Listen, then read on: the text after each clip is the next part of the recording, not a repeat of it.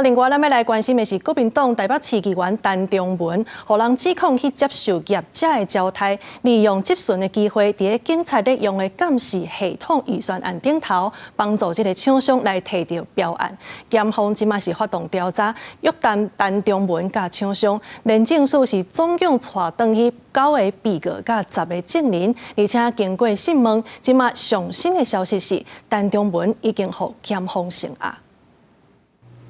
自连证书被送到台北地检署复审，大家对着镜头拢无讲话，因拢是因为国民党一位台北市议员陈忠文被控涉嫌收钱，替监视器业者台湾智慧公办护航被约谈。14早起，纪录会廉政官伫台北市议会议员研究室大动作搜查，调查对象是国民党3连败议员陈忠文。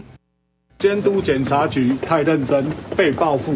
司法迫害。政治追杀。陈忠文把几多遍伫咧议会关心监视器传输的问题，廉政署接到检举，讲陈忠文涉嫌接受监视器业者招待，用质询加行文的方式，要求提悬警用监视器的预算，并且使用特定规格、护航成表的厂商，随时发动搜查，夺回陈忠文，也约谈厂商等几多个人。这件案件敢若是甲准你所编的警用监视系统预算有关系。迄当阵的台北市长郭文铁就真不满。从2 mega 设到3 mega， 多8600万。这个摄影机在连续用10年的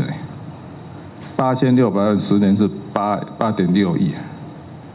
柯文哲还没下台，因为国民党跟民进党已经开始联合起来污钱了。这边搜查行动原来议会早就知影。却引起台北市议会国民党团的批评，讲检方无具体事证，质疑是政治操作。那如果并没有这样具体的市政状况之下，就这样大动作的来进行搜索的话，不但会让人家觉得有这个司法迫害、政治操作之嫌，另外呢，对议员的这个质询的权益也是一种戕害，也会形成这种寒蝉效应的不良影响。面代敢若是甲厂商交结，专案调向贪污等罪嫌侦办，是不是会过向上追查？敢也有其他的公职人员涉案，大家拢正注意。记者综合报道。